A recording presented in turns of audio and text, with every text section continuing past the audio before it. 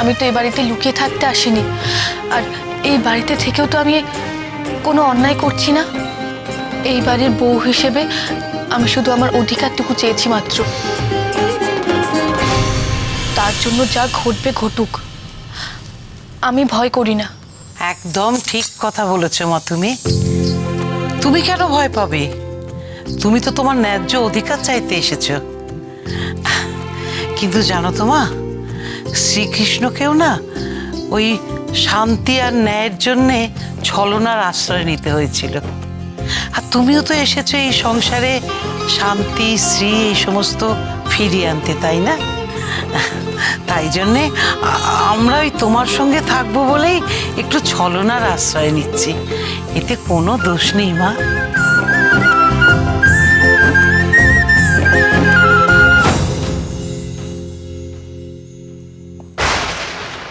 আরে কি হলো ব্রজ, তুমি নিজের খাওয়া ছেড়ে আমার খাওয়া দেখছো কেন?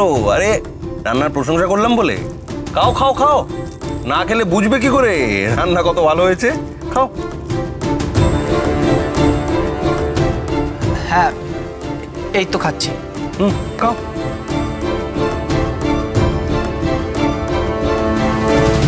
জানি না বাবা মশাইয়ের আবার আমার রান্না পছন্দ হবে কিনা। হবে মা, হবে হবে। এত যত্ন করে তুমি রান্না করেছো, আর কি ঘ্রাণ! যে রান্নার এত সুগন্ধ, তার স্বাদ না জানি কত ভালো হবে। আর হরও তো মুখে দিয়ে একেবারে আহ্লাদে আটকানা হয়ে যাবে।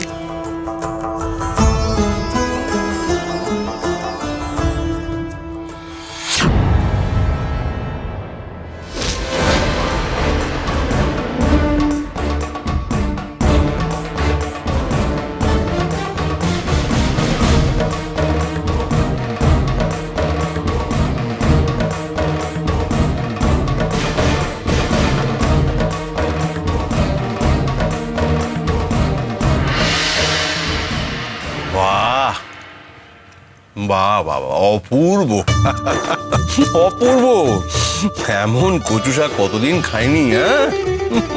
হ্যাঁ, অপূর্ব অপূর্ব। মাছের কালিও আছে দেখছি। বাহ বাহ।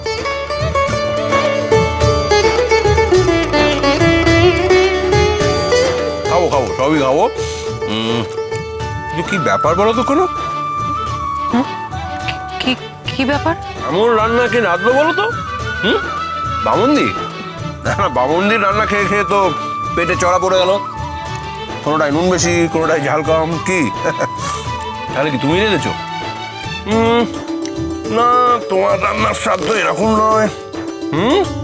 তাহলে কে কে রাঁধলো বলো? নয়ন বউ? না, এ তার পক্ষে সম্ভব নয়। সেদিন যা পুঁই শাক রেঁধেছিল, না, এই রান্না তার নয়। তাহলে এমন রান্না রাঁধলোটা কে?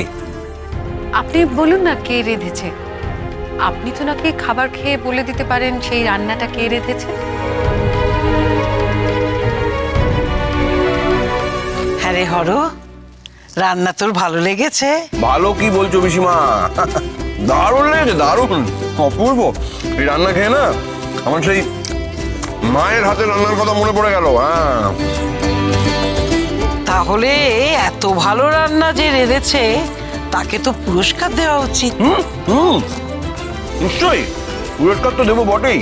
রান্নাটাকে রেঁধেছে বলো? কে? টকটাও তো অপূর্ব হয়েছে। খাও বোঝো, খাও। চালটার টকটা যা হয়েছে না, কিন্তু এইরকম টক তো আমি খেয়েছিলাম সেই রাধা মাধবের ভোগের সময়, তাই না ব্রজ? তখন তো রান্না করেছিল প্রফুল্লমুখী। আর এবারে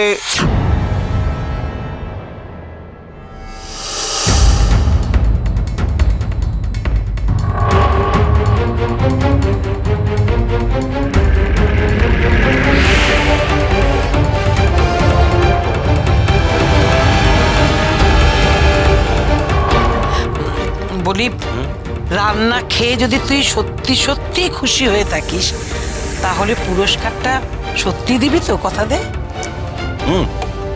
পিসমা, নিশ্চয়ই নিশ্চয়ই। আমি যখন একবার বলেছি পুরস্কার তো দেবো বটেই। প্রফুল্ল, এসো দেখি।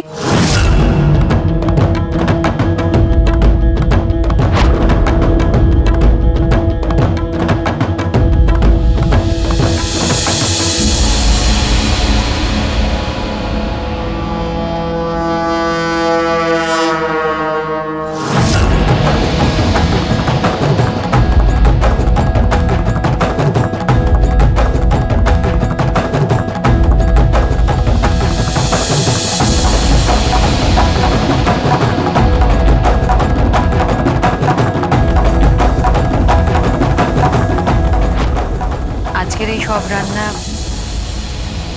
প্রফুল্লই করেছে। তুই কিন্তু বলেছিস হরো, তুই ওকে পুরস্কার দিবি। নিশ্চয়ই দেব পিসিমা, কথার খেলাপ করব কেন? তাছাড়া এতদিন বাদে বাড়ির বড় বউ ফিরে এসেছে, আমার জন্য এত ভালো ভালো রান্না করেছে, আমি পুরস্কার দেব না তা কি হয়? কিন্তু এই এঁটো হাতে তো পুরস্কার দেওয়া যায় না পিসিমা। তুমি ওকে উঠোনে নিয়ে এসো, সেখানে ও যা চাইবে আমি তাই দিয়ে দেবো।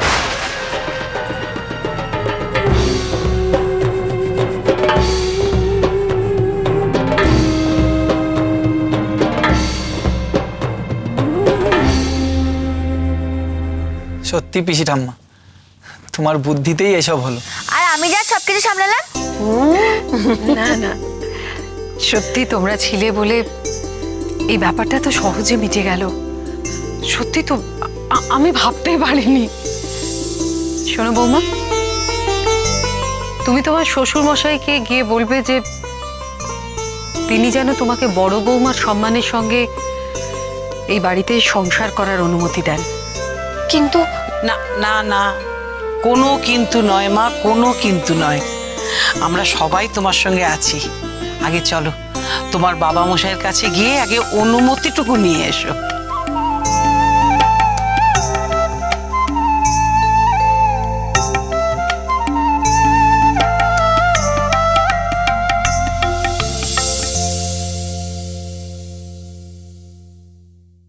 বলো বলো, তোমার কি চাই? আজ তুমি যা চাইবে আমি তোমাকে তাই দেব।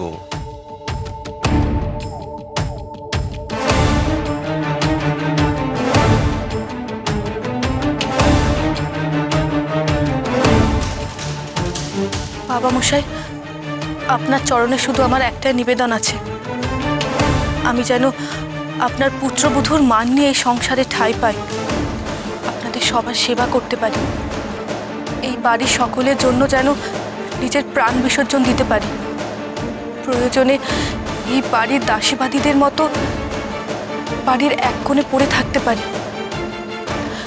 কোনোদিনও কোনো কিছু দাবি করব না, কোনো অভিযোগ করব না, শুধু আমাকে আপনার সংসারে ঠাঁই দিন।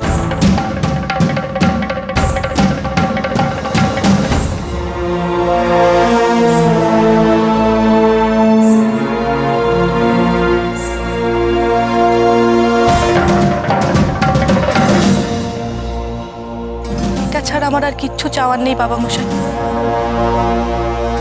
বাহ বাহ বাহ বাহ, এ তো খুব ভালো কথা।